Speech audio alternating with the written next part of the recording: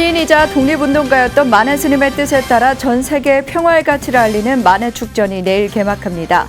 BTN 불교TV가 만해 축전 각 프로그램을 유튜브로 중계할 예정입니다. 태고종 총무원장을 역임한 인공당 성욱대종사 연결식이 신촌 봉원사에서 엄수됐습니다. 사부대중은 종단과 봉원사 수호에 혼신을 다했던 인공스님의 마지막 길을 배웅했습니다. 불교계가 중심이 돼 설립한 합천 평화의 집이 합천 비핵 평화대회를 개최했습니다. 토론회에서 원폭 피해자 특별법을 개정해 피해 2세도 피해자로 인정해야 한다는 주장이 제기됐습니다. 뉴스인뉴스에서는 조계종 군종특별교구장에 임명된 선일 스님을 만났습니다. 군종특별교구장 소임 중 하고 싶은 일과 계룡대 호국 홍제사 불사, 군 포교의 어려운 점 등을 들어봤습니다.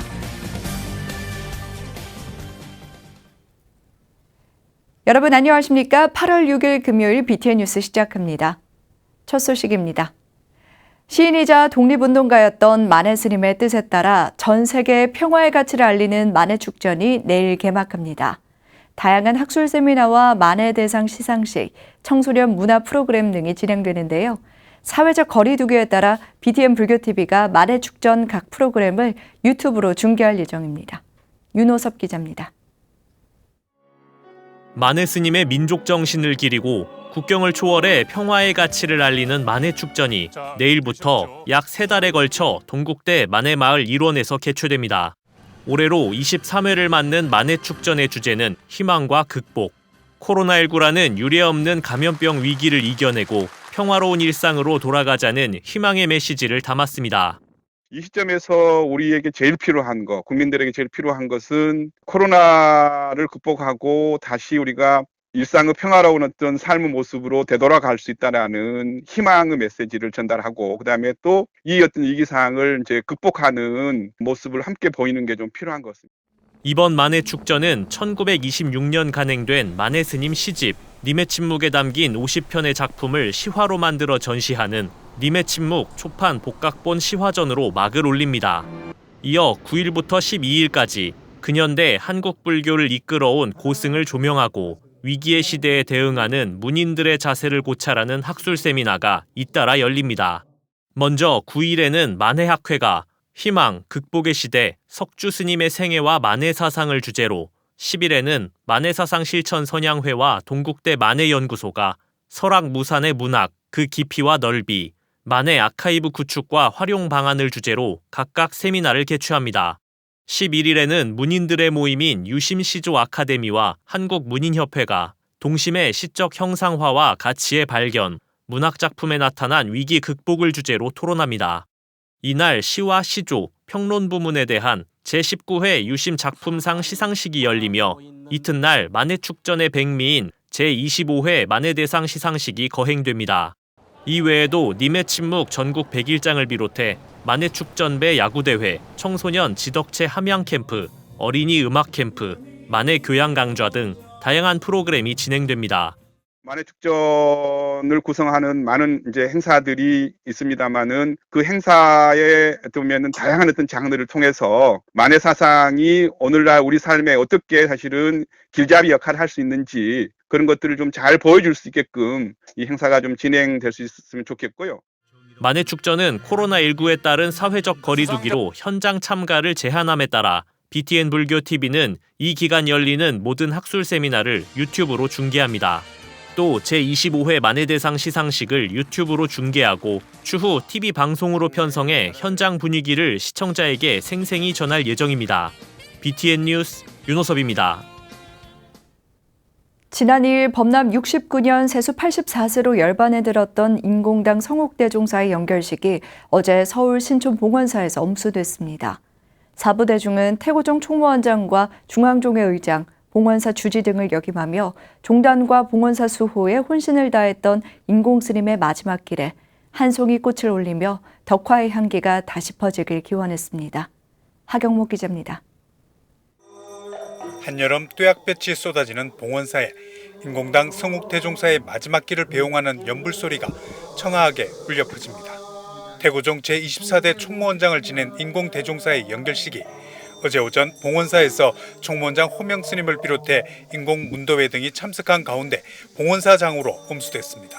스님께서는 이 모든 공덕을 자신이 아닌 우리 중생계에 하늘도 빠뜨림없이 행하신 우리 시대의 참다운 보살이셨습니다. 1938년 서울 봉원사에서 출생한 인공당 성욱대종사는 1957년 벽해 화상을 은사로 득도해 종단 초대 중앙총회 의원과 종단 주요 소임을 거쳐 봉원사 제36세와 37세 주지를 역임했습니다.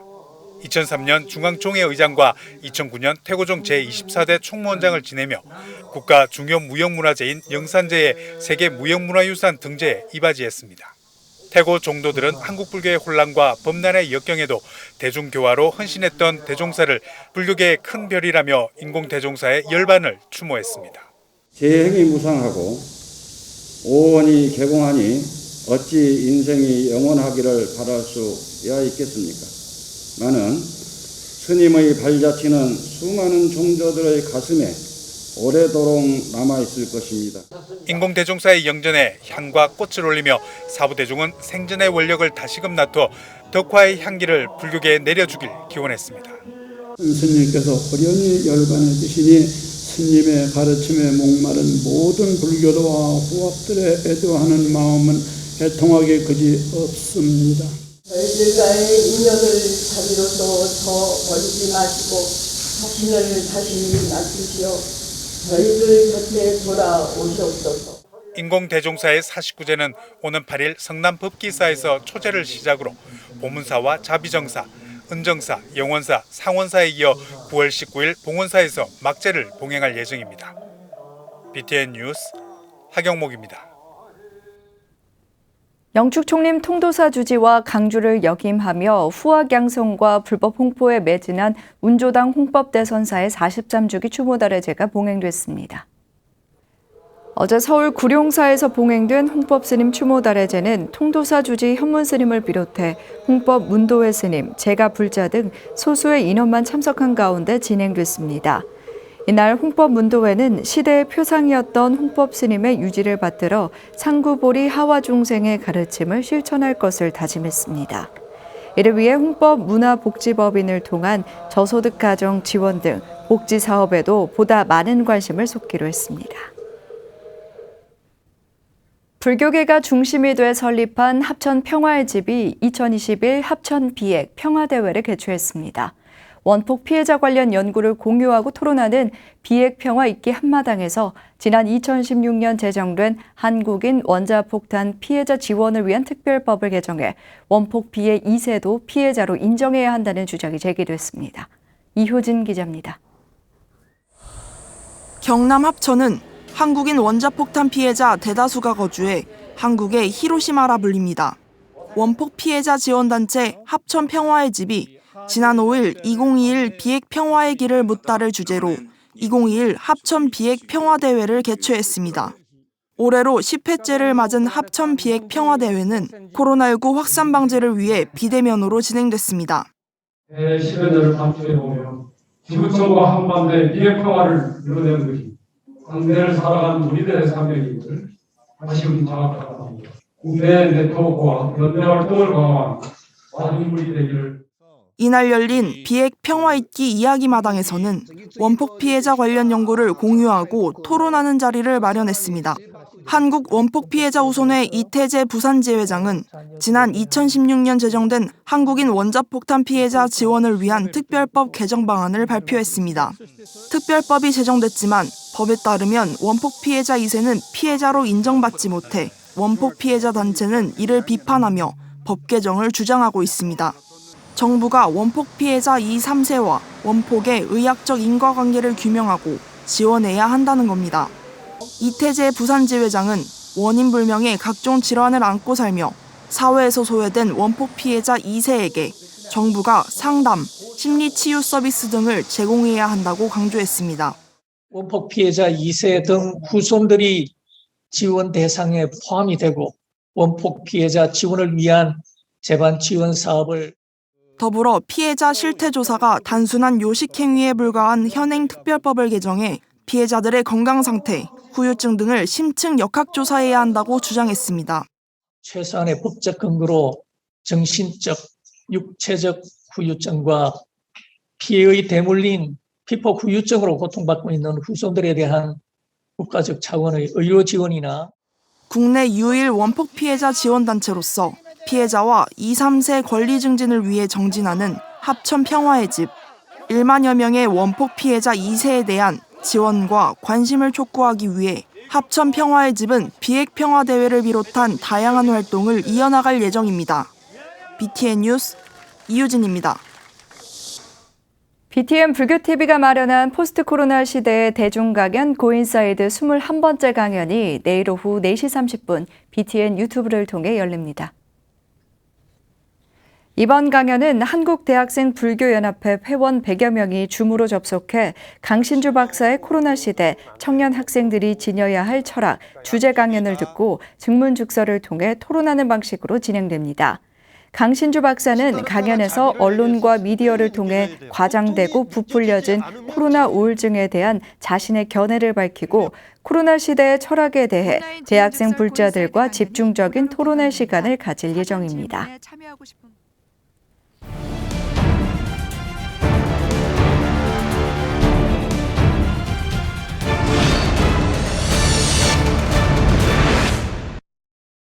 조계종 제5대 군종특별교구장에 인천 법명사 회주 선일 스님이 임명됐습니다. 오늘 뉴스 스튜디오에 선일 스님 모셨는데요. 관련 이야기 들어보겠습니다. 스님 안녕하세요. 네, 안녕하세요. 네, 조계종 제5대 군종특별교구장에 임명되셨습니다. 먼저 축하드립니다. 스님은 해군 군법사 출신이셔서 또 소감이 남다르실 것 같은데요. 어떠신가요? 네, 제가 78년도 7월 달에 인간해가지고 해군 해병대 지역을 이제 살았던 기억이 이제 납니다. 네. 그때 기억이 새록새록 나시면서 좀 특별한 감정 같은 것도 느끼실 것 같습니다. 그렇죠. 그 당시는 초창기라 네. 제가 진해 통제부도 초대법사로 인간을 해서 근무했고 또 해병대 지금은 사단이죠. 지금은 그 당시 여단인데 거기도 내가 초대법사로 부임을 했고 네. 네. 스님 아직 취임식은 봉행하지 않은 것으로 알고 있는데 코로나 여파 때문으로 알고 있습니다. 앞으로 취임식은 어떻게 진행될까요? 원래 계획은 7월 24일 날 임명장 받고 네. 취임법회를 국방부 컨벤션홀에서 하기로 했었는데 뭐 코로나 사태가 자꾸 심해지고 뭐 이래서 언제 열지를 모르겠어요. 네. 네, 그래서 취임법회는 좀 요번에는 보류하고 그냥 내가 문자로 SNS로 인사나 했어요. 그래서 10월 달에 취임법회라기 하긴 뭐하고 군불교 후원회 창립법회 뭐 그런 이름으로 해서 한번 인사드릴까 합니다. 예. 네. 또 군종특별교구는 전국 군사차를 포교화 진행 수행 활동을 지원하는 곳으로 알고 있는데 저희 시청자 여러분들께 혹시 군불교, 군종특별교구가 어떤 일을 하는지 잘 모르시는 분들을 위해서 설명 좀 부탁드리겠습니다. 예. 이 군정장교제도라는 거는 원래 이제 미군에서 국방부 내에 채플린이라 해가지고 군목제도라는 게 있습니다. 이게 이제 이승만 대통령 제1공화국이 들어서면서 국방부 내에 이제 군목제도가 생겼어요. 51년에. 그래서 그 당시는 이제 우리나라의 뭐 기독교 불교를 떠나서 소구식 그 공화국 제도 속에 군목제도가 이제 시작이 됐고, 그래서 68년도에 우리 군승제도가 생겼어요. 그때 총담 스님들하고 이제 큰 스님들이 막 노력도 하고, 그때가 아마 박정희 대통령 시절일 거예요. 그래가지고 군목보다는 이제 한 17년 이후에 생겼는데, 군 이 승이나 군목 이 활동이라는 거는 군 내부에서 아주 중요한 역할을 해요. 전쟁에 나가서 그 생사의 갈림길에서 장병들이 기도할 수 있는 유일한 대상이고, 요번에 얼마 며칠 전에도 유엔군 참전의 날에 그 청와대에서 그 에밀 캇 가폰인가 MB 가폰 신부 군 신부가 네. 금년에 그 유해 발굴에서 나왔대요. 그러니까 6.25 전쟁에 참여해가지고 전사해가지고 그 양반이 아마 로마 가톨릭 그쪽에서도 요번에 무슨 자 대우를 한다고 그래서 전쟁터에서 막 목숨을 아끼지 않고 장병들을 위해서 기도하고 같이 전방에서 했던 그런 요번에 얘기를 듣고 서양에서도 이 군목제도라는 게 굉장히 중요한 장병들이란 제도였다라는 걸 느끼고 한국에서는 그걸 이제 1968년인가 그때 우리 대한민국 군인에서도 군승제도라는 게 처음으로 생겨서 네. 불교 신자 장병들에게 전쟁터에서 생사의 갈림길에서 기도할 수 있는 전쟁길에서 기도할 수 있는 그런 제도를 마련했고 아주 군대에서는 중요한 부서입니다. 네. 이렇게 중요한 역할을 하고 있는데 또 제5대 군종특별교구장으로서 취임하신 지 얼마 되지 않아서 또 하고 싶은 일도 많으실 것 같습니다. 어떤 일을 가장 먼저 해보고 싶습니까? 제일 하고 싶은 건 내 과거에 전방에 포대에서 38선에 대포에다가 촛불 켜놓고 기도하면서 애들에게 마음의 평화를 줬던 기억이 이제 나는데 네. 그들을 위해서 마음의 평화를 줄 수 있는 기도를 해주는 게 지금은 이제 나이 먹어서 직접 내가 갈 수는 없겠지만 그래도 내가 시간 내서라도 한번 네. 전방 부대에 가서 그들을 위해서 기도를 해주고 힘을 주고 그러니까 어떻게 보면 호국 불교의 네. 그런 불교의 올바른 한국 불교의 모습을 하고 싶은 마음이 이제 또 일어나죠. 네. 호국 불교로서의 그 이미지 정착에도 더 많은 역할을 할 수 있을 것 같다라는 생각이 드는데요. 아주 중요한 문제죠. 네. 육해공 3군 본부 영해법당의 계룡대 호국 홍제사 불사가 지금 진행 중입니다. 올해 10월 완공될 예정인데 어떻게 지금 진행이 되고 있을까요? 그게 이제 언론의 보도는 10월이 돼 있는데 네. 여러 가지 여건상 지금 아마 내년으로 연기됐을 거예요. 네. 연기될 거고 금년 10월은 그 총 예산이 한 120억 이상 드는데 지금 교육관 건립이 아마 그 이제 국방부 예산으로 그건 한 거의 5, 60억 예산이 투입돼 가지고 법당 외에 그 교육관 불사가 아마 이번에 10월 달에 끝날 거고 네. 법당 불사는 내가 보기에도 한 뭐 70억 이상 들어갈 것 같은데 네. 그건 이제 기초 공굴이 올라갔어요. 그건 내년이나 될 것 같고 빨라야 내년이고 많은 불자님들의 후원이 있으면은 내년으로 끝나고 지금 종교 인구 감소와 또 불자 노령화에 코로나19까지 겹쳐서 군포교에 어려움이 많은 것으로 알고 있습니다. 어떤 점이 가장 어려운가요? 군포교에 있어서 제일 어려운 거는 이제 아무래도 그 종단적인 후원도 후원이고 또 그 군승 자원이 제일 중요합니다. 지금 우리가 140여 명 군승이 있는데 기독교 같은데 이제 반밖에 안 되죠. 근데 그 아주 훌륭한 군승들을 좀 많이 자원을 확보하는 게 제일 내가 보기에는 급선무입니다. 왜냐하면 가톨릭은 적은데도 16교구에서 한 교구당 10%의 군신부를 강제로 착출합니다. 근데 우리 조계종의 25교구 본사에서 한 명이라도 강제로 훌륭한 스님들을 뭐 와서 4년만 근무해도 되니까 해서 그분 훌륭한 스님들이 와서 포교하면은 호국불교로서의 조계종의 위상도 많이 일어날 것 같고 현재 그게 제일 급선무입니다. 네, 그렇다면 인력 문제가 가장 시급한 문제라고 할 수가 있을 텐데 또 이외에도 다른 어려움도 있을 것 같습니다. 또 이런 다양한 어려움들을 타개하기 위해서 좀 계획을 세우시고 있는 부분이 있을까요? 네, 이제 후원하는 문제 그러니까 장병들을 위해서 뭐 여러 가지 후원이 있겠죠.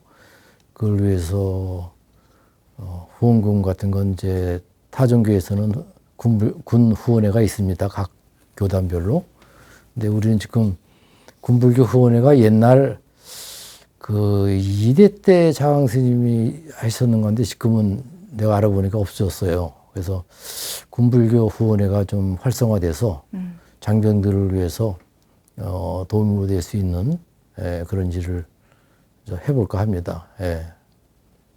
네, 인력 문제와 또 군불교 활성화, 다양한 문제들을 해결할 수 있는 방안들이 차근차근 개선됐으면 하는 바람입니다.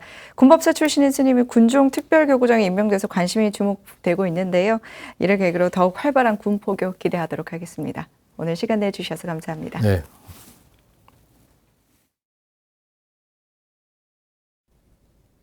금요일 7시 BTN 뉴스 마칩니다. 건강한 하루 보내시기 바랍니다. 함께 해주신 여러분 고맙습니다.